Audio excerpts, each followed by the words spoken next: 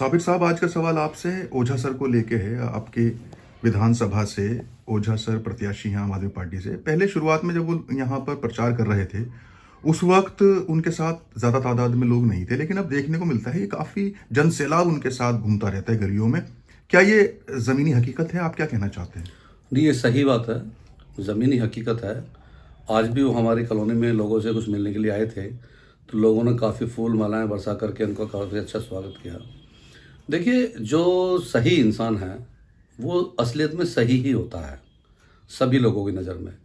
वो एक अलग बात है कि देखने वाले कुछ देर कर दें, पहले किसी और नज़र से देखते हैं, फिर किसी और नज़र से, लेकिन जब उनको लगता है यार बंदा तो फिट है, कोई कमी नज़र नहीं आ रही, तो लोग खुद ब खुद उनसे जुड़ते चले जाते हैं। मैंने खुद ये देखा है कई जगहों पे कि पूरा बीजेपी परिवार, लेकिन उनके बच्चे जो स्टूडेंट हैं, वो दौड़ करके आते हैं और ओझा सर के गले लगते हैं और वो भी बड़े प्यार से उनको गले लगाते हैं और फिर वो एक सेल्फी लेकर के जाते हैं और इशारा करके जाते हैं कि अंकल हम वोट तो आपको ही देंगे। तो इसका मतलब ये नहीं कि उन्होंने उनको घर पे जाके कुछ सिखाया या उनको कुछ दे दिया है। सिर्फ प्यार के दो बोल हैं जो वो लोगों से बोलते हैं और योद्धा हैं ही वो। आपने देखा एजुकेशन योद्धा है, तो उसका भी क्रेडिट उनको मिलना चाहिए और मिलता है।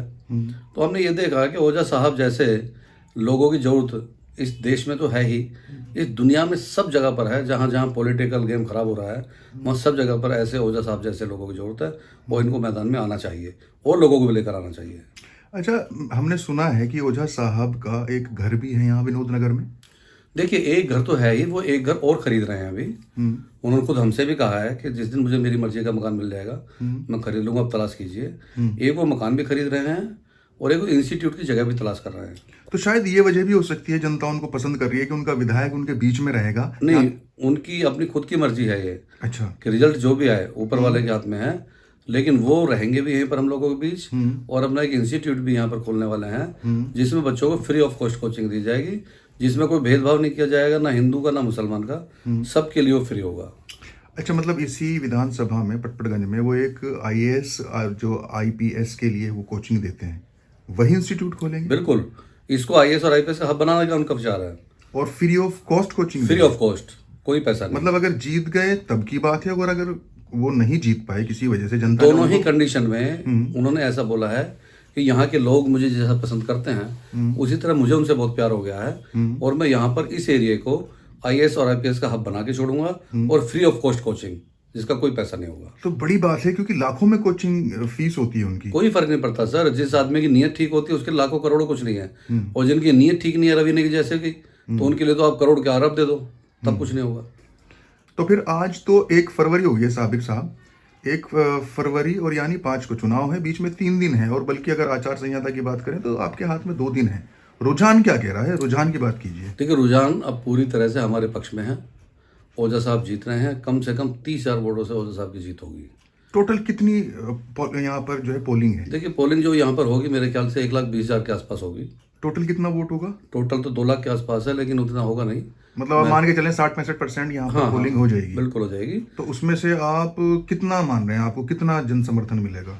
देखिए, काउंटिंग के हिसाब से तो कहना ठीक नहीं होगा, लेकिन मैं ये जरूर जानता हूँ कि कांग्रेस और बीजेपी से हम डबल लेकर आएंगे और हमारी जीत 25 से 30,000 के आसपास होगी।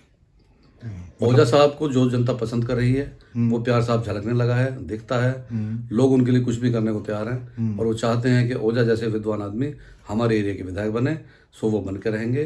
और ऊपर वाले ने हमारा साथ दिया तो हम उसके बाद पूरे 5 साल लोगों के उनसे काम भी कराएंगे। अभी इस इलेक्शन में आपसे मैंने अभी तक भी कांग्रेस का नाम नहीं सुना। आप उसको मुझे लग रहा है रेस में शामिल ही नहीं समझ रहे हैं, क्योंकि नहीं, कांग्रेस यहाँ रेस में है ही नहीं। देखिए, अगर वो आसपास भी होते तो हम कुछ बोलते हैं। कांग्रेस एक अच्छी पार्टी है, लेकिन फिलहाल उसका टाइम खराब है, ऑक्सीजन पे है वो। आने वाले टाइम में देखते हैं क्या होता है, लेकिन फिलहाल वो रेस में कहीं नहीं है। अच्छा, मतलब सीधी सीधी टक्कर आप आम आदमी पार्टी और बीजेपी की है? जी। चलिए ठीक है, हमसे बात करने के लिए बहुत शुक्रिया। नमस्कार।